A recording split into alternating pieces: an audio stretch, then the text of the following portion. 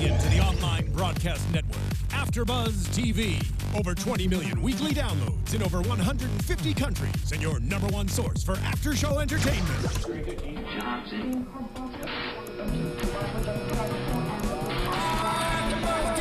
AFTERBUZZ TV, the destination for TV superfans.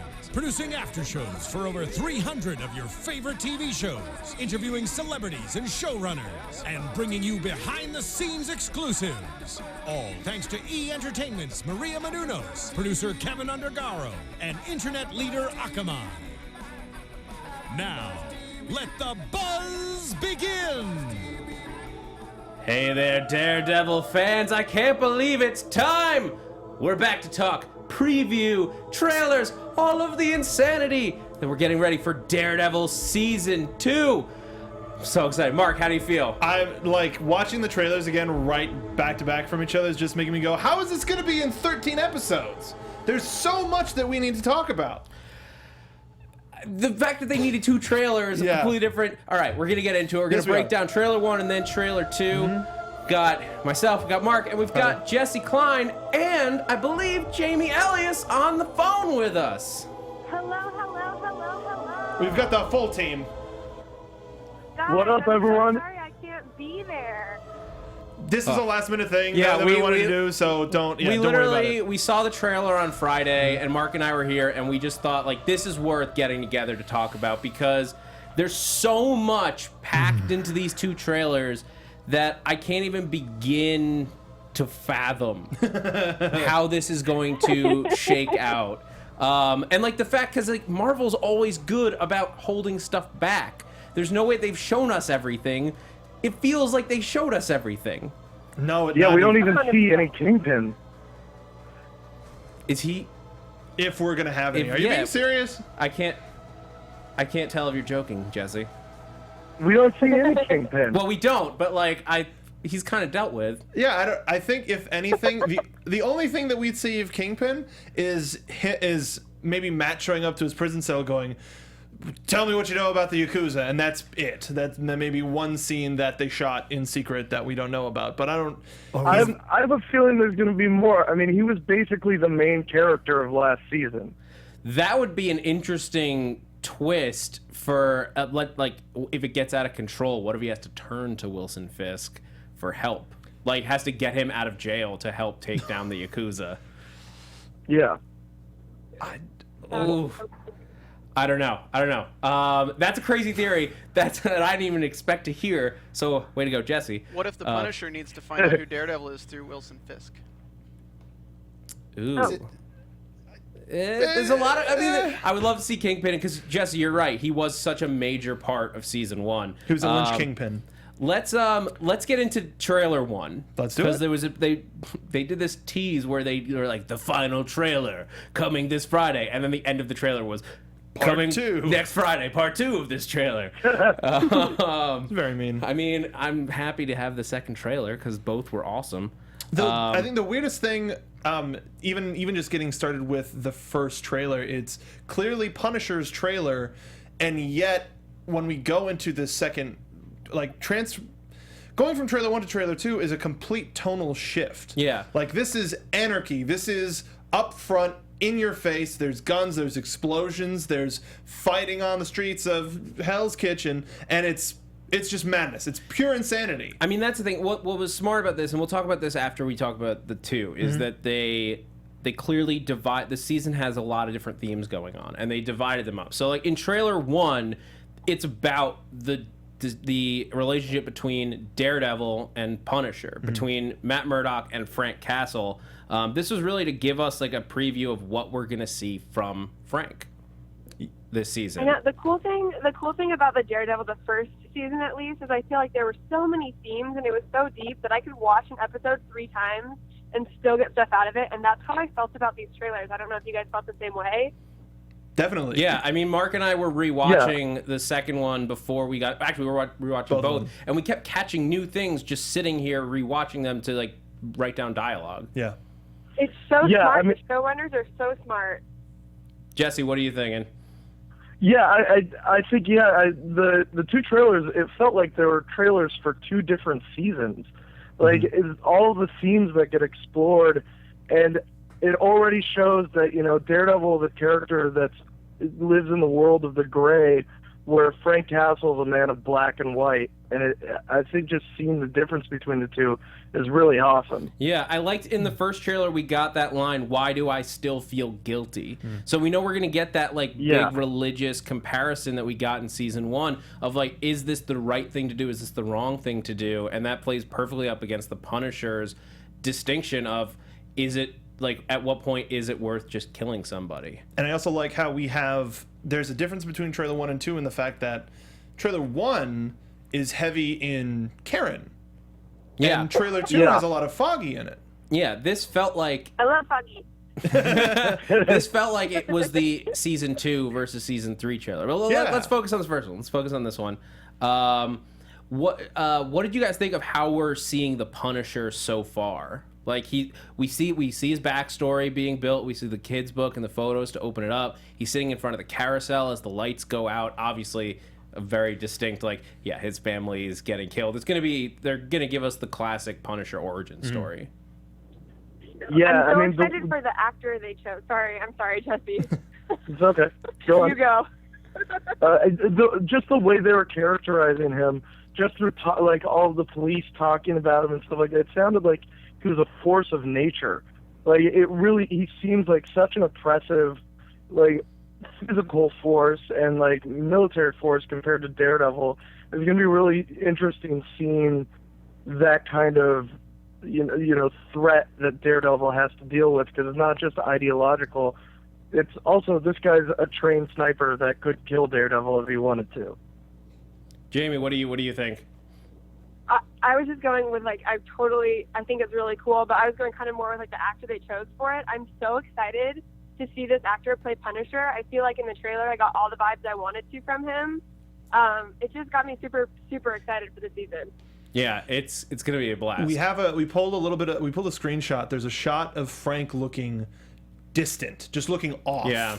And that conveys so much about how forward his mind is moving in terms of his situation and his surroundings.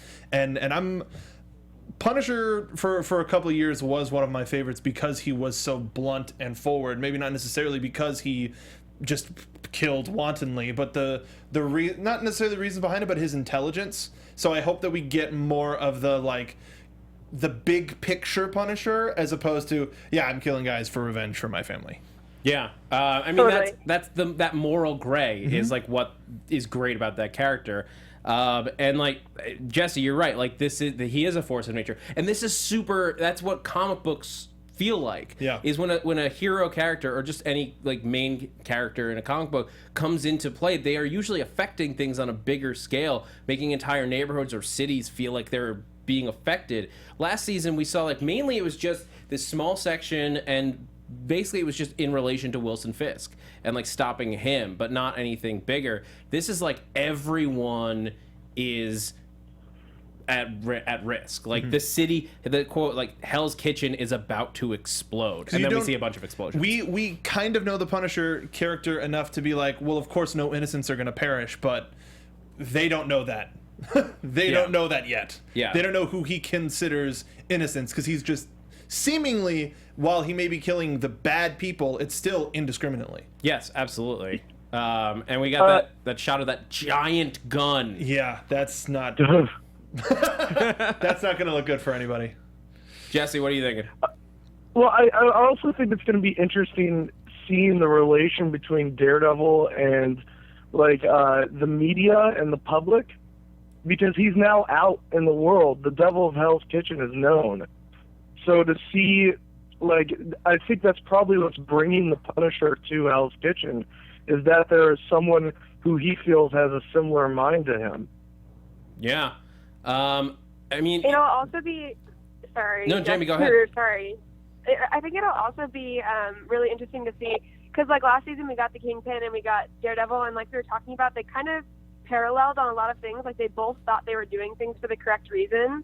And it'll be interesting to see the Punisher and Daredevil and like where their mind sits with each other and like how they juxtapose this season, this next coming up season. I always think that's going to be really cool, especially with this upcoming villain. Yeah. Well, we got another thing in this trailer was we got a lot of action sequences, a lot of fight stuff. We got what looks like hallway fight part, like take 2. And it looks awesome. I think between the two trailers, we saw at least 2 hallway scenes. It could be just different pieces of the same scene. Yeah. But like in this one that we've got up now, I can't remember which trailer that's This was from. trailer 1. Was it? Either way, we see... trailer 2. It doesn't matter. Either way. We see him throwing the stick against the wall. Classic Daredevil move. But the lighting and the way that this room is that looks... The lighting suggests the hallway scene from season 1. Yeah. But it also kind of looks like the catacombs where he was trying to escape with the Russian last season, and that he may be starting to use those as a way to get around the city other than just being above ground. Yeah. Maybe. Totally. We got to start counting eye shots. Yeah, we got to start counting eye shots. But yeah, one of the other things we got in this, oh my god, just looking at Frank Castle being like beat up, and like he's so, just like, I guess I'm gonna kill everybody now. Oh god, you know, it's our favorite type of sociopath. And then like just I guess the last thought on the Punisher from this trailer, like one bad day away from being me. That's the big takeaway line, because that is more or less where Daredevil stands and where their fight is really going to be. Is just like, it's such a fine line between the two of them. They're both fighting for what they perceive as the right and justice and all of that. And from the end of season 1, we think we may have seen that bad day, but if they're bringing it back up, things are going to get a lot worse for Matt Murdock this season. Vengeance. Vengeance. It's something to be scared about. All right. And not that we have to stop talking about anything from trailer 1, but let's move on to trailer 2. Because this is where we got a big shine of like just Elektra. We got the Hand is coming in. What did you guys think of what we saw of Elektra in this trailer? She really likes rubbing her fingers across things. There were two close-ups in this trailer where she like runs her fingers along the edge of a glass or like a couch, very sexily. Mysterious. Jesse, what do you think? I'm so excited. After the disappointment of the Daredevil movie, and the Elektra movie, which if you haven't seen it, hit yourself in the head with a hammer and go watch it. I can't tell if that was an endorsement or not. Yeah, me either. I was done with this character. I had given up on her as a character somewhere else, and seeing her in these trailers, I am so excited to see her and like the dynamic that she and Matt have with each other. Just in these trailers, the chemistry is off the charts. Start shipping now, folks. Well, that's the interesting thing, is that in trailer 1... Electreble! But in trailer 1, we saw... we saw Matt and Karen. He's like in the rain. Like, that's beautiful. You can't get more romantic than stroking somebody's cheek in the rain. Come on. That's true. I was going to say kissing upside down in said rain, but I mean, that's the next step up. Yeah. But then, like, in this trailer, we saw, like, Elektra going at it, just like, seemingly sex. Going Elektra. I believe triangle. But I believe the term is they were banging. Yeah, solid banging. It looked like they were banging. Bang.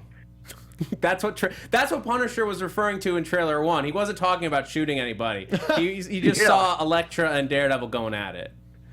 We don't know. I will say we don't know for sure that it was Matt Murdock. They didn't show that for sure. It could be anybody. Could be Stick. Yeah, sure. I don't think so. I think we have it in HD. I didn't see that many wrinkles. Fair play.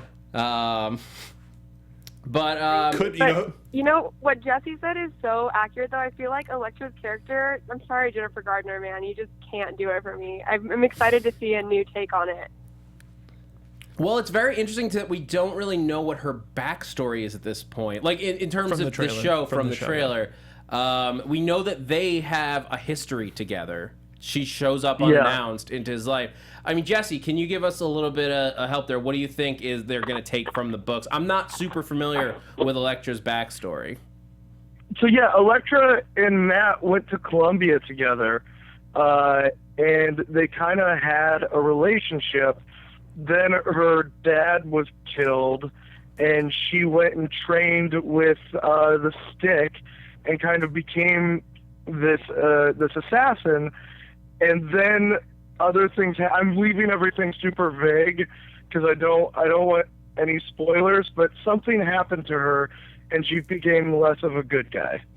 Okay. And there are some storylines where she directly blames Daredevil for the bad things that have happened to her. So a lot of bad stuff happens. Would you say that her past is filled with a lot of sighing? Yes. Yes, I would. I'm sorry. For anybody who's confused by that, because they actually I didn't see it in the trailer, Elektra fights with sighs. Raphael style. There's a brief flash of when she's on the rooftop and she's in the more red outfit. She's got two outfits in the trailer.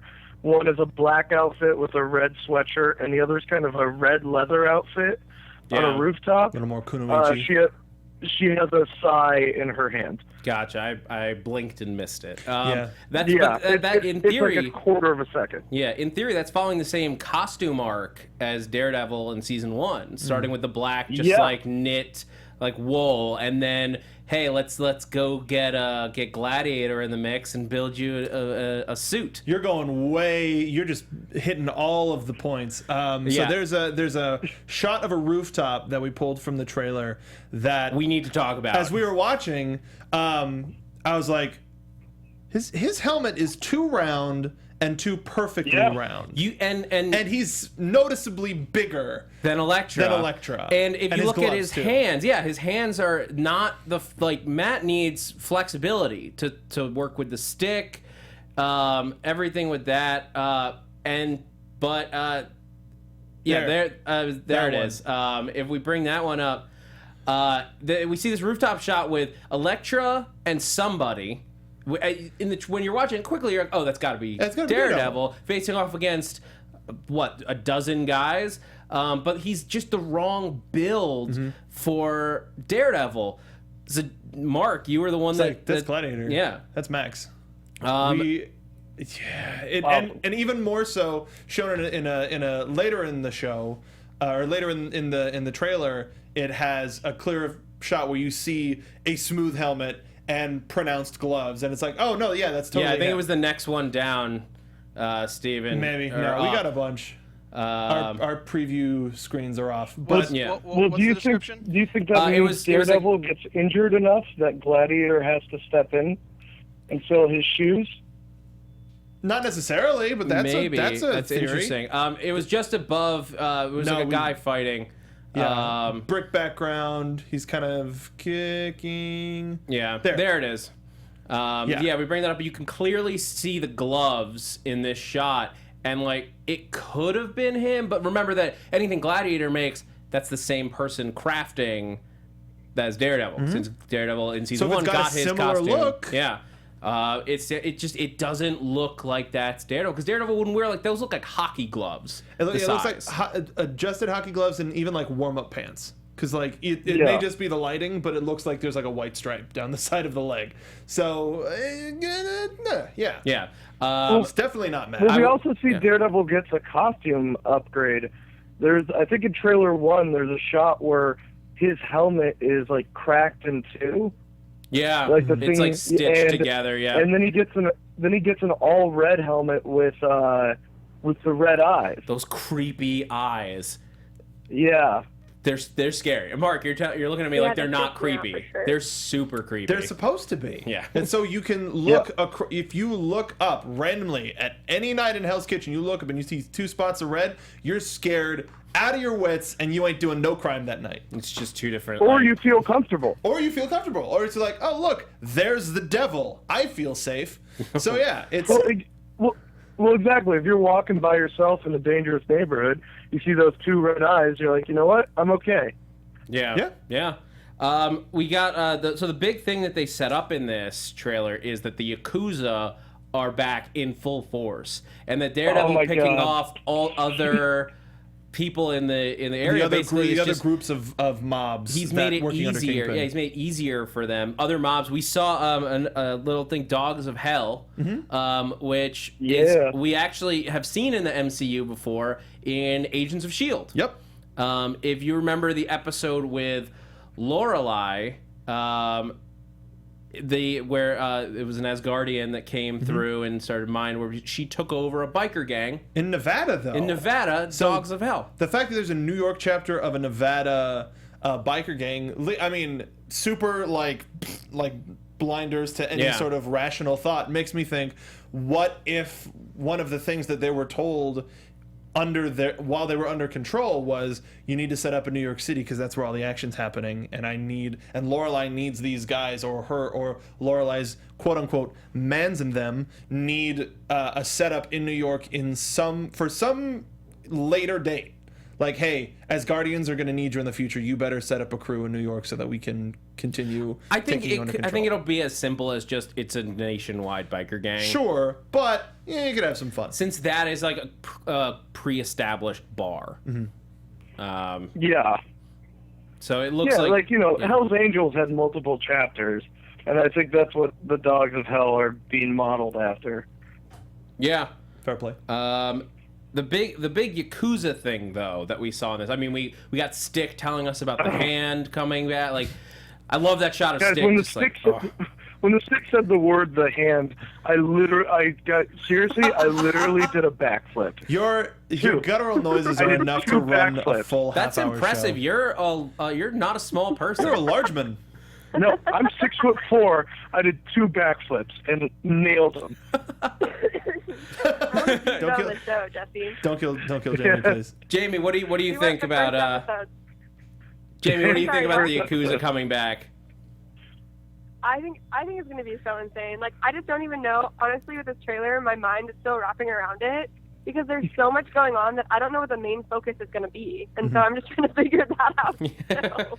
Yeah, I mean, one of the things that we talked about is the possibility that this season will sort of be split in two, where we spend the first half, like, this is what I think, and then you guys tell me what you think is happening. I think that we might see mainly the Punisher in the first half, and he's sort of our big bad for, like, the beginning of the season, and it's Daredevil tangling with what is right and what is wrong, and the two of them slowly taking out gangs and mobsters and all this stuff, and that's what winds up clearing the way for the Hand to come in and the midway point. And not that they won't be, like, showing up, but, like, that will be a turn at mid-season where the Hand suddenly is, like, a big threat, and maybe Punisher and Daredevil have to either work together or it's like a two-front war. Got it. Zach, do you think that one of those issues are going to be, like, resolved at all? Do you think there's going to be any resolution in this season? That's what I'm trying to figure out. Like, because, like you said, there's the Hand and there's the Punisher. So are one of those going to go away? Are they both going to carry on to the third season? Like, what do you guys think? I don't think either of them are going to go away. Yeah, to be honest. I don't think they're going anywhere. I think if I had to predict at this point, which is, like, wildly just throwing ideas around, I'd say that by the end, I think the Punisher and Daredevil find themselves on sort of a agree to disagree. Because a lot of Daredevil's interactions with Punisher is like, dude, what did I say about the killing? Chill out with that. So, like, that, it seems like that's going to be an ongoing thing that we get this season as well. And the Hand is so prevalent, and especially with moving forward with the Defenders and Iron Fist, and how much the Hand is involved in that, in the mystical side of things, especially with our boy Nobu popping back up. Yeah. Okay. So I know people have been talking about this. You guys all saw this, right? And they're like, oh, that's Nobu. Yeah, well, guys, I did some digging, and the Japanese words behind the guy in that mask is the word Sosei, which means rebirth. Isn't the Hand all about resurrections, though? Yeah, I mean, they're a mystical ninja gang. Yeah, mystical ninja gang. Like, the Hand has their versions of DC's Lazarus Pits. Yeah, more or less. Yeah. Basically, yes. Yeah. And they've used them on good guys and bad guys. Yeah, for anyone who doesn't remember, Nobu, when we last saw him, was cut, bleeding, and then set on fire as he fell out of a window. Yeah, but we didn't see him we didn't see him in a body bag. Doesn't mean anything. It's Marvel. No body, So no true. death. Yep. But That's the Marvel rule. That's the Marvel rule. Unless you see their funeral, they are not dead. They are not confirmed to be dead unless you see their dead body. Yeah, a funeral doesn't there are even cinch characters it. who've had funerals that have come back from the hand. See, even then you're not safe. Yeah. Yeah. They'll never die. Jesse, what do you think about the season splitting up? I want to hear your thoughts. I think that makes sense. I was thinking something along similar lines, although I felt that the devil that Matt would sell his soul to would not be to Punisher, but would be to Kingpin.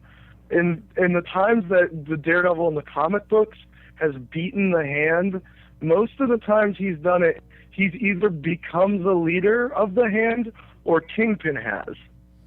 There are two occasions where both of them have been, and Elektra, all three of those characters have been the leaders of the hand. So instead of getting rid of them, it's more like a control fire.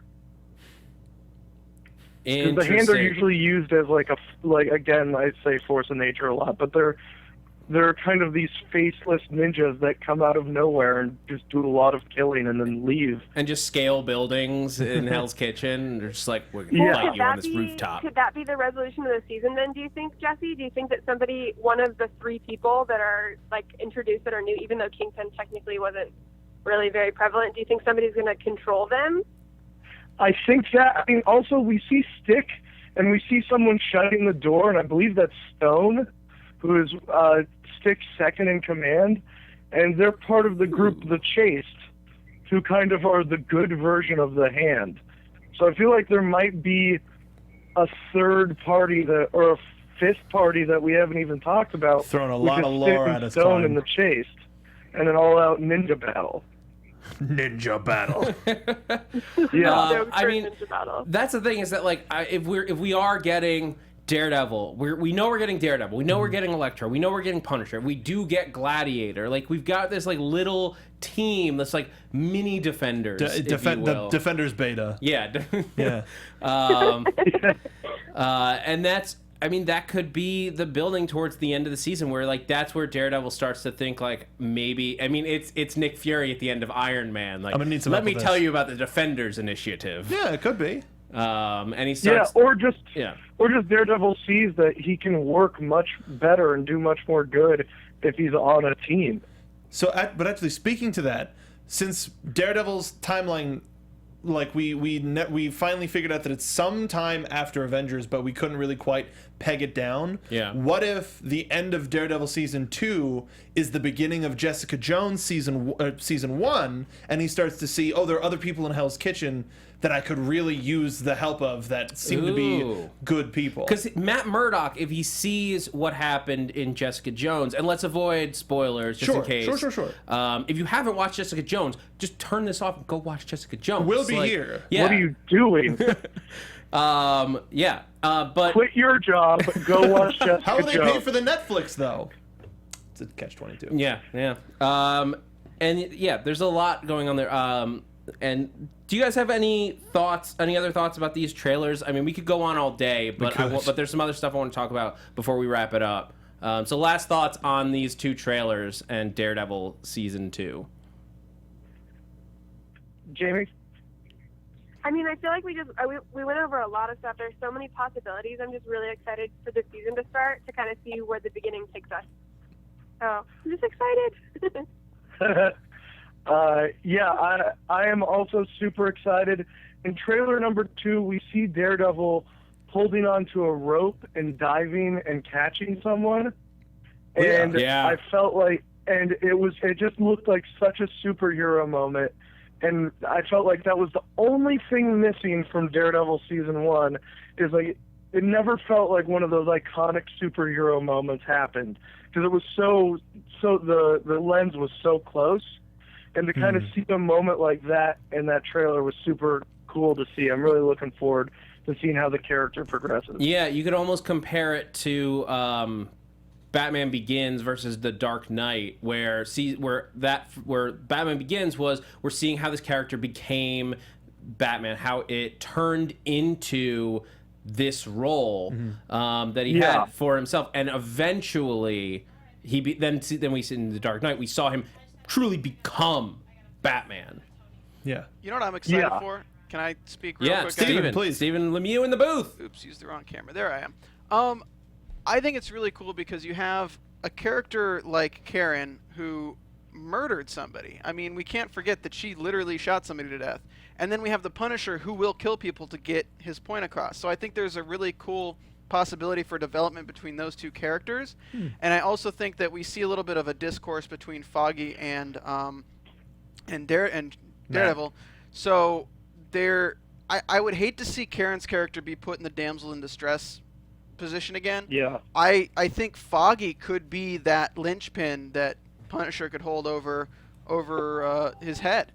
I think that would be a really cool thing to explore, and seeing her relationship with Punisher. Like I think what a lot of people think is that Punisher is going to be like an in and out character, or he'll die or something. I really want him to be an essential member of the show in seasons moving forward. So I hope they develop him as a person as opposed to just a either villain or a companion. Yeah, well, actually, that's a perfect jumping off point, because I want to talk about some news that there's two pieces of news that we have. Yeah, either way. There's two pieces of news that dropped in the past week that is worth talking about now, because forgive me, I don't remember who exactly it was from Marvel that said it, but basically, I don't know if it was Jeff Loeb or somebody else. They said there is no Punisher series in development. They made it official. It's not that we haven't thought about it. It's just we're not developing that right now. There's no active development on a Punisher Netflix series. To me, that seems to lean into the idea that Punisher will be more of he'll be in here for season 2. Not that he's gonna die. No, I would actually say he could very easily become a 5th or 6th member of the Defenders when we get there, because that could be him having to fight in a team with other people who don't have his black and white view. I think would be a very interesting way to approach that series. Agreed. Yeah, I mean, I think I've heard this name thrown about a little bit as far as Netflix shows go after the Defenders, and Punisher would be a main part of it. I've heard the Thunderbolts thrown around a little bit. What? Where did that come from? Thunderbolts. I have a couple friends who work for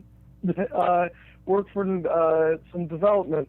I'm not going to be specific. But and this is the last time you'll hear Jesse Klein on camera. He will be executed by Marvel. Thunderbolts. So Jesse, you're hearing rumors of Thunderbolts. That sounds like an AfterBuzz TV exclusive. Yeah. it's just being thrown around. But Thunderbolts are basically the Marvel version of the Suicide Squad. They're villains working for good. Can I just preface that exclusive that this is not news? This is definitely just rumored speculation at this point. Yeah, just before everyone starts posting. Yeah. It's pure rumor, but nothing confirmed. Just know that name is being thrown around. It makes sense. I mean, I think that it would make sense especially in the thought of if Suicide Squad does well, even just creatively. What would be Marvel's answer to that? And that's the Thunderbolts. And they are sort of primed for phase 2 of the Netflix series to do something like that. Because you've already done super dark, twisted Marvel series with Jessica Jones. And successful. And they've done very well. How do you get more twisted than that? You go into you go into villains and focusing on them. Yeah. As the anti-heroes of stories, more sort of like Kingpin, but even more. So in lieu of a Norman Osborn, do you think we'd get President Wilson Fisk? Well, I mean, President Wilson Fisk would be amazing. Luke Cage was the leader of the Thunderbolts for a while, Electro was a member of the Thunderbolts. Venom is a perennial member of the. Like he's I thought usually we were on talking the about, like, most initial Thunderbolts. teams.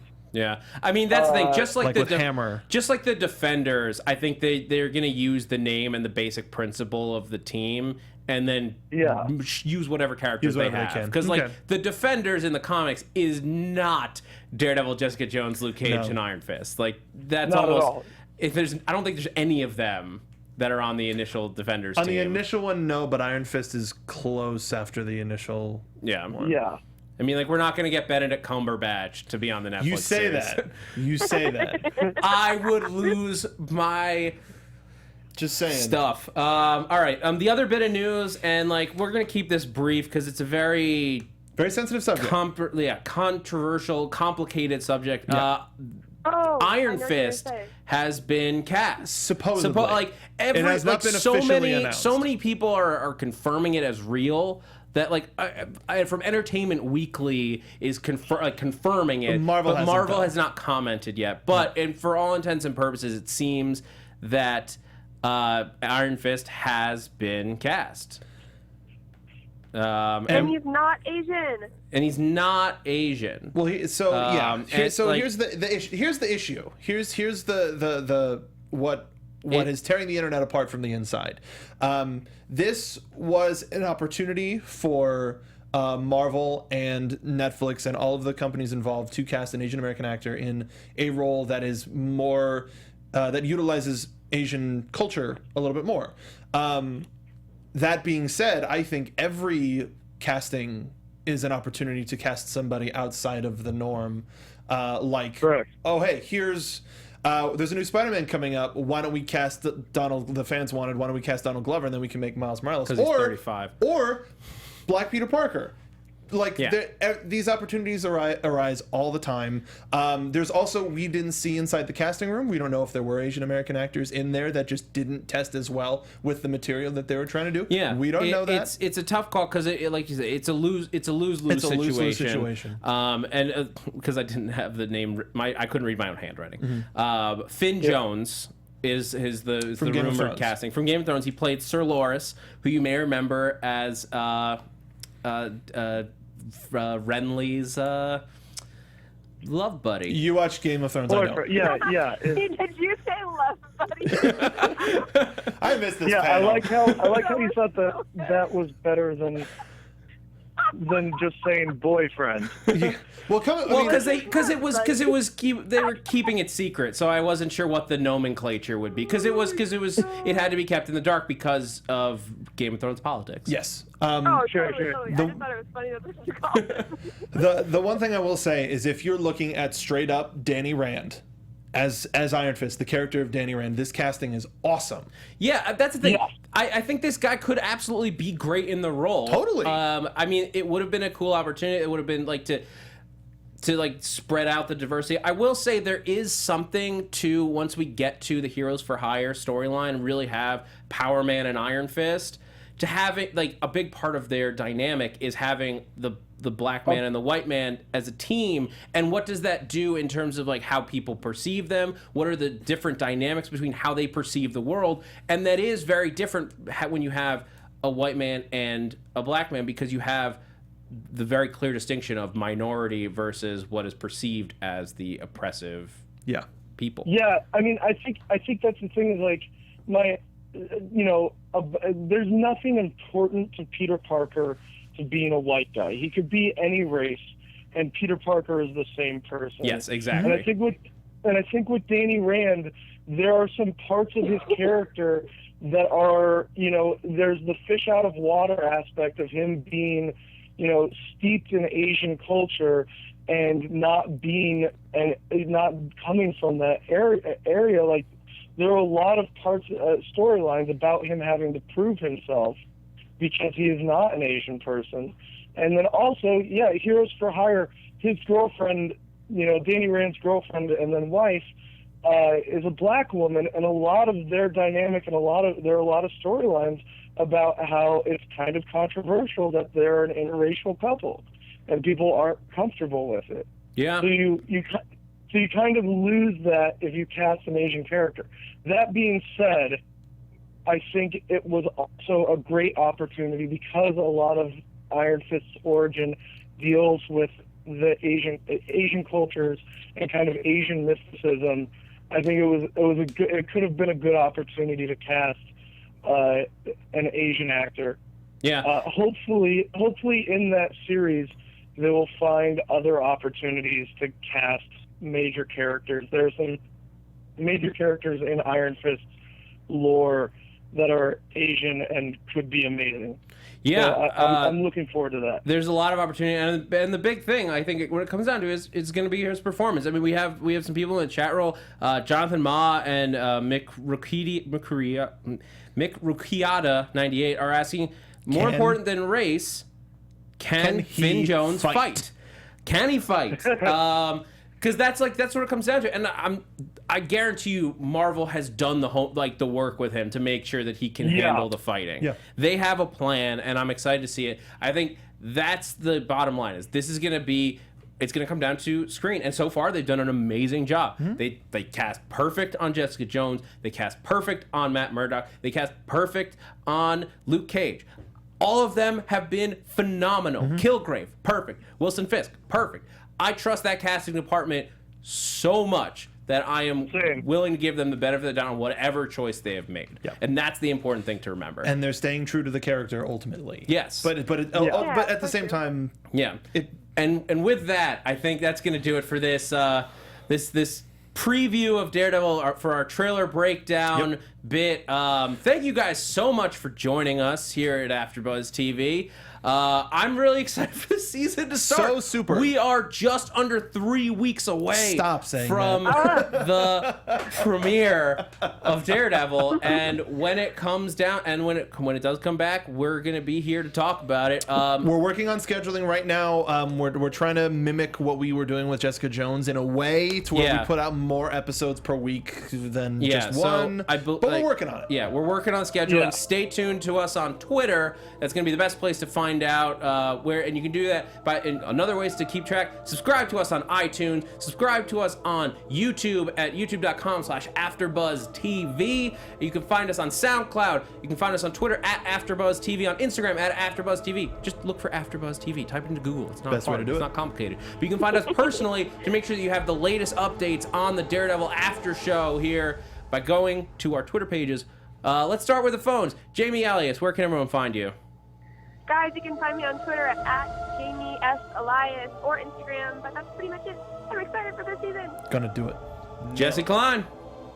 You can find me on Twitter and Instagram at JessKlein1. That's JessKlein, the number 1.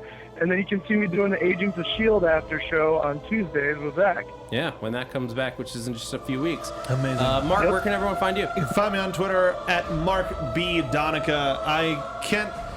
The fact that we have to deal with the insane schedule of a Netflix show again is always like really stressful, but I'm beyond excited to get Daredevil again. Oh, so excited. Guys, you can find me on Twitter and Instagram at @ZachWilson, ThatZachWilson, also on YouTube, and here at AfterBuzz TV on the Agent Carter show and Agents of S.H.I.E.L.D. Agent Carter's finale is coming up this Tuesday. Dang. One more episode to go before this season comes to a close, and I'm very excited to see it. Can't wait for that. Agents of S.H.I.E.L.D. Guys, I'm Zach Wilson. Thanks for geeking out with me.